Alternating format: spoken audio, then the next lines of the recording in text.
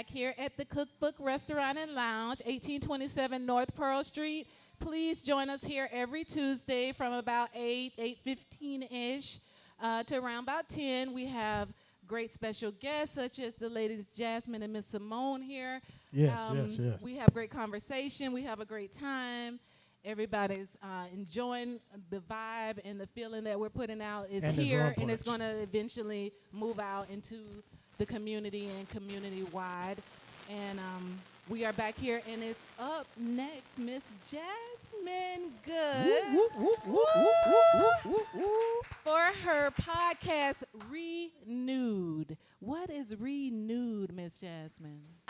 It's a podcast that's based on helping women and men who've gone through any sort of trauma in their life, like just go through the healing process and truly be renewed, because I've gone through so many personal struggles and like didn't know or realize that there were so many opportunities and avenues to start the healing process and so many resources, honestly, until I started my own process. And then I started volunteering at a domestic violence shelter here in Jacksonville, and I was like, wow, first off, I have so many issues that I need to work on, and second, there are so many resources to help me through these things. So ReNude is a podcast where we talk about women who've experienced any sort of trauma, relational, emotional, personal, worldly, and then I bring on like psychologists, therapists, anybody who deals with any sort of healing. I bring them on and we talk about different mechanisms, different resources, so just different outlets and helping everybody kind of grow and feel better. Awesome. Thank you so much for coming on and wanting to share, because I know you're kind of a private person and don't really want people to know what all you went through, but then you want to share it anyway in regards to the podcast. Yes, I dropped episode 1 just like, okay, dive in, girl, you got to go. And I haven't even released, like I have like 10 episodes recorded. I haven't released them because I'm like, I need to build the content. But I knew if I did not share episode 1, I would never start. Exactly. Because episode 1 is very, very personal to me, because I felt like if I don't explain some of the things that I've gone through, how can I speak on how to heal through things? Yes. You know, how can I sit here and say to you, oh, this is a way, that's a way out, this mechanism, but I haven't really had any experiences that these women can relate to, you know, and I have success stories of my own through the things I've gone through. So I wanted to be very raw and organic and honest, and I usually am that way no matter what, but not with multiple people listening. Yes. You know, I can do it one-on-one with us. Yes. But having a whole audience, I was like, somebody's going to think this, somebody's going to say that, they're going to have this opinion of me. And then I go, okay, whatever. Like, yes, you got to live in your own truth. I mean, if you don't want to listen, if you don't like it, keep it moving. Yes. You know? I would like to successfully share how I gave up on Love and Shrimp for all of 3 days on a cruise ship. That was absolutely horrid. Have y'all ever had sea shrimp? That's what I called it. Yes. Look, it was just seawater. You know, I just had a fresh mush of seawater. So I could come on and talk about that experience, right? Mine are much, much deeper. I mean, Much you deeper. Okay. you could, you know, but maybe had that, like, you know, messed up your wedding or etc. Maybe you could tell that story and, like, how it deeply affected you. But since your wedding was still beautiful, I heard, doesn't count. Okay. Gotcha. Jorge. Let me ask you this, Miss Jasmine. What do you want the result of the podcast ReNude to be? My main and ultimate goal for ReNude is to be able to give women different resources and different mechanisms to reach out to psychologists and or learn about different types of healing or therapies, so that they know they're out there and there's this way to connect with them. Some are paid, some are free, some are group therapy, some are separate, and also be able to realize, wow, some woman who I look up to and respect has gone through so much and is not successful. It takes a lot to succeed through a muck of stuff, and then for women to go, wow, look at that, look at you, like, it gives you motivation, it gives you relief, it gives you hope, it gives you joy. So I just want to be able to provide that for various women, because I didn't have that growing up. I didn't have those resources or the outlets or the know-to. Like, I didn't know that there was a group for kids who grew up in domestic violence homes. I didn't know that existed. My mom didn't know that existed, you know, so just provide the resource. That's my main goal with ReNude. Because I know when listening to your podcast, you went through abuse. Yeah. Reading your book, Miss Semone, abuse. Me, abuse. And I think there isn't any woman in this audience funny, bro? who had, not him. No, I'm talking about Jay. Looking at me like, bro, you beating him, bro? That's right. I get mine in. You know what? That's how I got back in. I had to eat the cake. Cake anime. Okay. I had to eat the cake to get back But in. I don't think that I've ever met a woman who hasn't been abused in one way, shape, or form by the hand of somebody else. And it's not always a man. It's not just abuse, it's more focusing on healing. I mean, I had a horrible relationship with my mom growing up, and then into my young adulthood, and after I had my daughters, I still had so much ill feeling towards her, and I realized, like, she was my first and last line of defense, and I felt angry towards her. Yes. And for a very long time, that took up a lot of my mental space.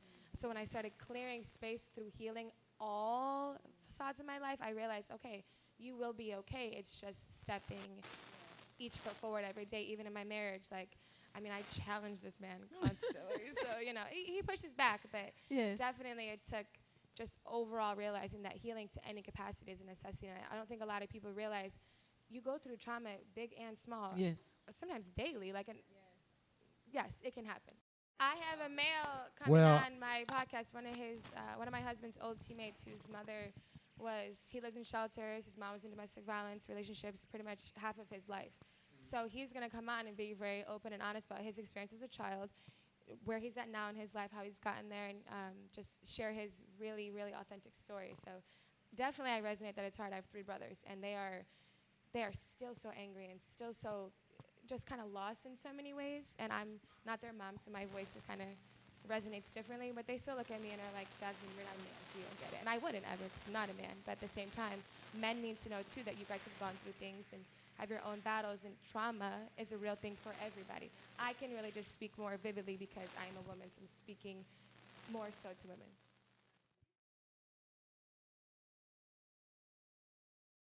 So my question would be to you, I have a lot of friends that, like, they having a lot of, like, they feel like they keep hitting the wall. Like, it comes back to what your book was all about and your message. Right. But a lot of them, you know, have gone through trauma and other things as well. So I'll definitely reroute them to you in your podcast to give them something to have a trademark. But what is the goal, the overall goal? What is it? Like, what's going to push it to the next level for you? What I really realized for me, and like what Semone was saying and Sage was saying, it took me a very long time to realize that all of the burdens, all the battles, everything that was weighing me down, I was trying so hard to be the strong one, because I typically am for my friends and my family. And I realized, oh my gosh, girl, you are treading water. And it just dawned on me when I started going through therapy that for my whole life I've been in the middle of the ocean treading water. I never ever thought to myself, stop treading, just lay back and float. You'll get to the shore eventually. Yes. I'm 29 years old, and for a very, very long time, I thought, I got to keep treading, or I'm literally going to drown. That is so exhausting and emotionally and mentally and physically draining. But I swear, until literally 8 months ago, I literally had never had the thought of, you could just lay back and float, and you're going to get to the light. And I had to realize you have to start giving all of this heaviness to something well beyond you. Yeah. And I don't per se call it God, just something bigger and beyond me that can handle all of this that I trust and believe in. And because of how I grew up, I didn't trust and believe in a higher power. I always thought the universe or et cetera, but then the more bad that happened around me, to myself and people around me, I was like, no, if he's real, he ain't getting it right. Like, I had so many negative connotations towards any sort of higher being. So to say to women or anybody who keeps hitting that wall, start kind of letting it go and not trying to carry everything and be so strong and fix it all yourself. You know, believe in who you know can fix it for you, and also put the effort in yourself. Listening to the Daisy, your podcast, and I know, I believe I heard on there that you're a big believer in hypnotherapy. Okay, well, and I was very interested in what exactly are the benefits of that for, you know, your type of healing and, you know. What I loved about hypnotherapy the most is that you kind of you are very much there. So it's not like the movies, what you see. I could feel myself having emotions. Like during one of our sessions, she was saying, you know, the word peace was really big for me. So I could feel myself, and like I wasn't able to fully react because I was hypnotized, but I could feel my cheeks like wanting to burst into a smile, and I kept trying to resist. My conscious was like, don't smile. And all of a sudden I just burst into it. Then at another point we were talking about some of my childhood, And I just burst into tears because I was in a very dark space. And she had said, where are you right now? And I described it a little bit.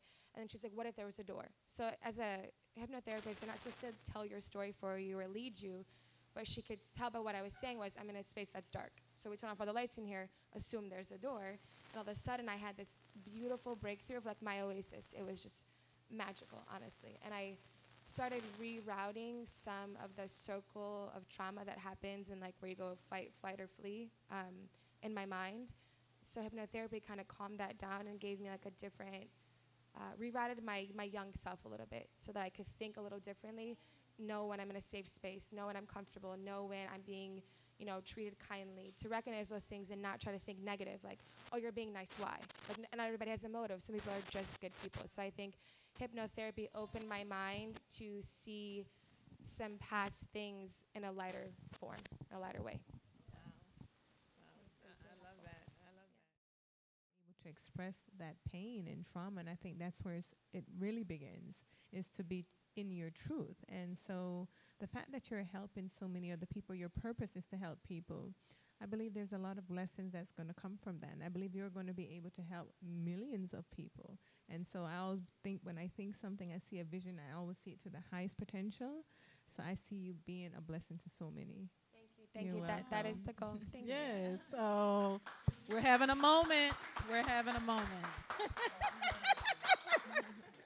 I'm a water bag. Okay, I'm sorry. Me too. I was almost in tears starting to talk about like just ReNude and I love it. I even love the title too. Yes, I love the way it's the play on like, it. Nude, naked, yes. kind of coming again to being comfortable, being naked in your skin.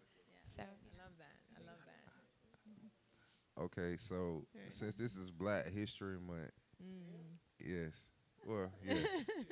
So if you ladies want to be remembered, what would you mainly want to be remembered as if you were recognized for Black history? That's a deep one. He stole that off my notes. Get my notes back, man. Give me my notes back. I will gladly go first because I know whatever you're going to lead with is going to be just... No, my thing... no. Yes. For me, it's helping someone else. I'm a helper. I'm a person I provide service in helping someone else, and that's what I want to be remembered for, helping someone else overcome somewhere in their life. That's beautiful. My first thought was my daughters. They'll continue on our lives, and I hope that the more I choose myself and treat myself with kindness and build up other women around me, that they will see what success is like, what it feels like, what you carry with it and for the rest of your life, and be a legacy themselves. And even though they're going to not have their dad's last name at some point, which is weird, but definitely carry on their own legacy and be proud of who they are. So.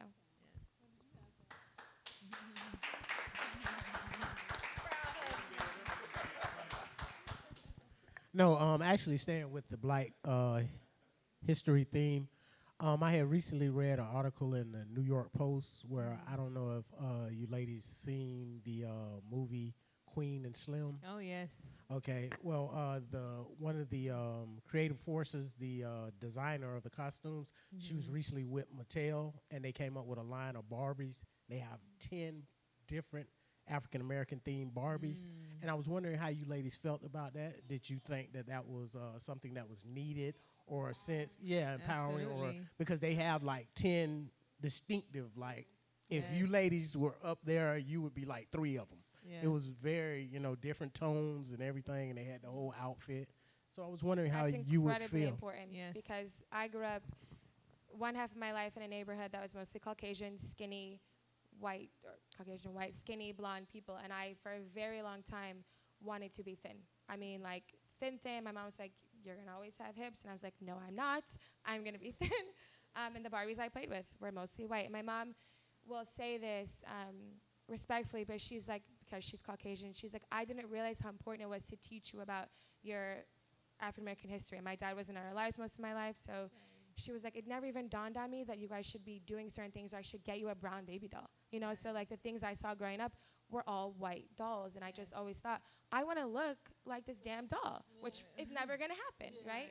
So I absolutely think it was necessary I have daughters. They get brown and white babies because color is nothing to children, as it should be to everybody. Right. But yes, it is important that you see something that you think is beautiful, that you idolize, just like a celebrity. If there's a Beyonce Barbie doll, girls are going to want it. There should be Barbies, everyday Barbies that work at the grocery store, that teach class, anything like other Barbies of color. Absolutely. So I think it's beautiful. Right. And I totally agree. I think that we society shapes us by the things that they introduce to us, and so children are subliminally shaped to receive or reject things based on the things around them. So growing up as well, I did not have brown babies or Barbies. I had white Barbies, and so you tend to think, well, my hair is nappy. Why? Her hair is nice and smooth. So you don't want what you have. You want what's in front of you. And you look on television. The majority of the people that you see on television, they're Caucasian. So you start to think that you're less of because you're not the majority. And so by introducing brown babies to children, it shows them that they're also valuable as well. So I think it's a great thing that they're doing right now. Awesome. Yeah. So Right. my last question to the ladies. My last question to the ladies would be this. Okay, so I know that our stories are not our stories, they're for the next person. So if you were you 10, 15 years ago now, to that kid that's going up and is probably going through the same mirror, that same story that you don't see right now in front of you, and we got a platform for others to see. What would you tell them right now? I would just say to that younger, because in fact, that's what I have to do tomorrow. I'm actually going to be speaking to a younger generation, and I try to position myself into that child and to let them know that, you're more than enough. That is my biggest thing, because as a child and when you're younger and you're facing Goliath or the world, you just think that you're too small. For myself, I would come up with all these ideas, but I would think, well, I'm only a child, or I'm not an adult, or I don't, so you shrink yourself every single time. So my thing is to tell them to big themselves up, to let them know that they're powerful within themselves, and you don't have to have all the things that you think you have. You have everything. We doubt ourselves along the way. We always do, but it's a lie that we're telling ourselves, and you have to fight, going back to what I said earlier, fight those inner demons on the inside. The battle begins within yourself. I would tell them to follow the light. I think that as a child, especially when you cannot control any of your surroundings, that a lot of times, even if you grow up in a pretty comfortable household, everybody argues, you don't get a good grade, somebody doesn't like you at school. There's so many realms around you where there could be slight bits of chaos. Just to remember, follow the light. Like, I work with kids once a week at a domestic violence shelter here, and they're 13 to 17, and I literally adore these kids so much. But I tell them, like, hey, one girl, she always doesn't want to talk ever, so she journals. So I'm like, hey, where's your journal at today? Every time she comes. And I don't make her speak, but I kind of nudge her in to get her to talk a little bit. But whatever helps you get through your day. So, like, for me, when I was growing up, it was music. I was constantly dancing, constantly singing. I don't know where in my life I stopped doing that, but I did for a very long time. Now you'll catch me in my kitchen, usually no pants on, dancing and singing to something. I don't know what I'm doing. I'm vacuuming, I'm cleaning, I'm whatever. But that's me. Like, that's what I'm usually doing, like hanging out with myself and maybe my girls. But just to stick to whatever helps them get through their day, because again, there's going to be so many forces that try to mess with their peace. And if they can go, I like to go outside and skateboard. Great, go outside and skateboard. Whatever, you're mad right now, do whatever makes you feel better, whatever gives you joy, because as kids, we know joy. We know it's its purest form, and that is passion. That's how you end up back to leading yourself back to what you're passionate about, I think. So That's right. Love it. that's what I would say. Love it. You ladies are amazing. I got a question for you. Other than hypnotherapy, what are other methods that you use that helps you get through your hard times and stuff? Talk therapy right now. I love to be in the water. Music, absolutely. There are so many days where I used to be on different medications, like on and off growing up, and then I decided, like, that I don't need those. No matter what doctor or whatever person who's met me for 24 hours or 6 minutes says, I don't need this. So absolutely, it's music. If I'm having a day, I will put on a song that I know is going to help shift my mood. And then from there, I'm like, oh, wait, new playlist. And then the mood already automatically starts picking up its pace. And then with therapy, EMDR is something I'm going to practice with my therapist now. It's also about like retraining your memory for especially people who've gone through trauma, even if you're like a war vet or anything like that, to help you start desensitizing the pain that's attached to those issues. So. Yeah, I asked that because I had to go to therapy and stuff like that too. So I want to see what your methods were to handle with your I got excuse me, I got PTSD and like I got bad anxiety sometimes. So I might be tripping out sometimes. So when you were talking, I understand exactly what you're saying. I do talk therapy, but like you said, the talk therapy is like you don't sometimes really know. It can get very redundant. Cause you like you don't really know me. You don't know what You don't know what I've been through. I'm telling you, but you're just like, okay, you're writing it on a piece of paper, and then you're trying to feed back off of what I said. But reality, you really don't care. That's how I felt. Yeah. But again, and everybody's different because like even my hypnotherapist, which I will not name for her business, but we had one session and she kind of told me something to do, and I felt like that was way too aggressive. Like, you don't know me well enough to make make a possible drastic change in my life for something that I'm just venting with you about, Mm-hmm. And then also with the talk therapy, you do get therapists who are just kind of like, and it does feel very judgy and very much like you don't actually you don't care. You don't even want to know what I'm saying. Mm-hmm. But I also think that hearing people who've gone through things, like even if you were to, you're not a licensed psychologist, right? No. Okay, so even if you were to get up and speak to people about things you've gone through, that resonates more. So like with my kids that I work with at the shelter, they hear me, I think, differently because they know I've lived their lives. Right. So I know different coping mechanisms, different things to help them. So even for you doing therapy, maybe something with group, especially with PTSD, like going to a group therapy with guys. But really, there's men and women but you'd be shocked and actually maybe comforted by seeing so many people go through. You must be renewed. I legit don't like people. You must be renewed. Oh, I know. You might like people who are very similar to you, who've gone through similar things. Legit. He doesn't like people. He's up here with a lot of people. Because it's love. That I know they love me. Y'all just don't know the struggle I have. Yeah, I finna say, he know. I love that guy, though. Dr. Nathalie Chase Thompson, and you're the director of Faith. I am actually, thank you first of all. No problem. Thank you for joining us. I'm actually the founder and CEO of Operation Faith, which is Faith Transition, Transportation, and Redevelopment Program. It's one of our outreach of our ministry. And the purpose of Faith is to provide restoration and healing for our homeless veterans, provide housing for them, provide life skill training. I'm a counselor as well, do talk therapy as well too. And let me just say this, Dr. Nathalie Thompson, her brother was the first African American killed in the Vietnam War from St. Johns County. Yes. So and that's where everything started. And that's where it started from. I had to make sure I gave her leeway on the platform here for that. Because what happened basically, I don't remember much of about my brother, but I remember other family members, and when they came back from Vietnam, and as my daughter say, crazy as a box of rocks, and not knowing why, and then becoming afraid of them. And not knowing why, because that's not who they were originally. And even now, at this time frame, other family members, other guys and ladies as well that have come back, they've given their life for our country, and they've been basically discarded once they've come back. They don't have their medication, they don't have housing, they don't have the adequate treatment that they need. So I said, what is it that we can do to help? We don't accept any government funding. Everything is on a donor base.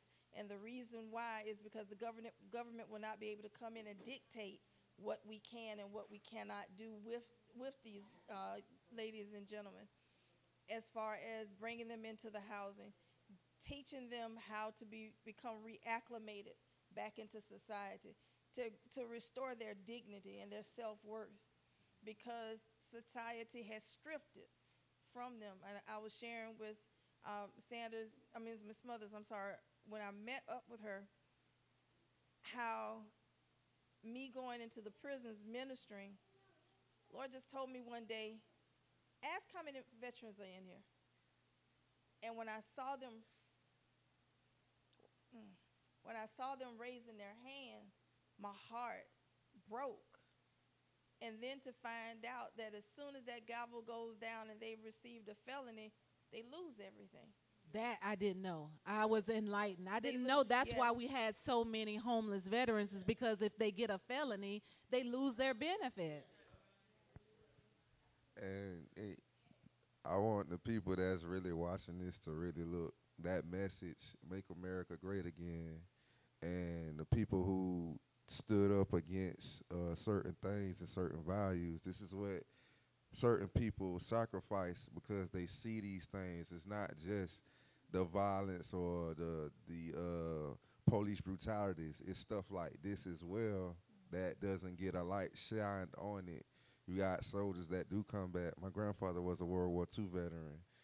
A lot of his neighbors and the people I grew up around that helped raise me growing up, I seen these people go through the same issues, and for them to cope was drinking and getting drunk just to cope and tell you all the stories and things that they went through. And as a kid, you don't know that that's PTSD. Mm-hmm. You don't know that they're suffering from things that they saw.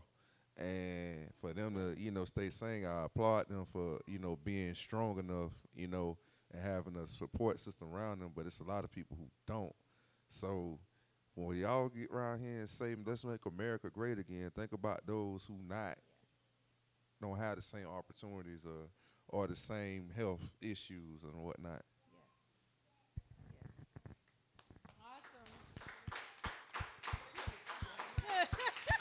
Mo is on fire. How are we doing on time? Baby. How are we doing on time? Okay. Well, what we're going to do, guys, because I'm sorry that we started a little bit late, but we got to wrap up and get out of Brandon's space. We'll be back here. Huh?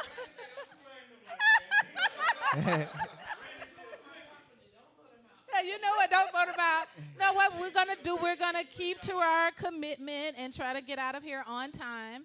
But I do want to thank everyone for coming out, everyone who's on the panel, Miss Semone, Blair Walker, Miss Jasmine Goode, Dr. Nathalie Thompson.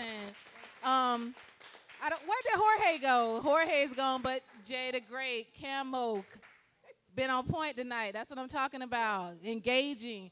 We're not just a sports talk show. We're not just social. We are all things Duval, all things that are pushing America to be great again, but inclusive of everyone. But especially Duval, it starts at home. And we got to make this city what we know it all can be. You know what I'm saying? So that's how you do it. You start talking. You start having conversations. And just sharing conversations. And I thank everyone for coming out again. Christopher Eagle and Miss Julie, Trey Ford. I got my photograph. I forgot what. It's over there. I'm sorry, Mr. Ford. He brought me a gift when I went to see the screening. He gave me the tickets to see the photograph. You guys definitely need to go out and see that movie. He is sick of me talking about that movie, but it was a great movie because I didn't leave traumatized and traumatic. You know how you leave and you be like, oh my God, why did I watch that? And they just feel like they dump it on you. I have enough going on in my life that I just need to be relieved and enjoy, and that was a very great movie, and I thank him for bringing that as a reminder for me. Miss, what was your name with Live from 904? Miss Kishari, thank you. I just want to make sure I thank everybody for coming out and sharing with us.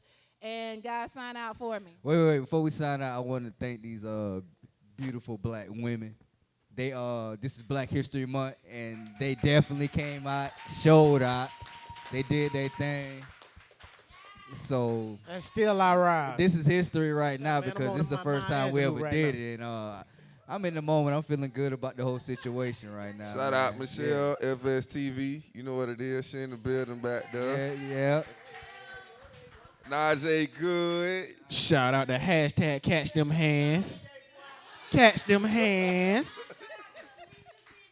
Alicia. Oh, excuse me. I'm sorry, y'all. I'm going to get a biggest shout out because that's my wife right there. Hashtag shout out to hashtag Miss Hollywoods. We would not be with great minds Catch without them hands. Tiffany B in the building. You know how we do.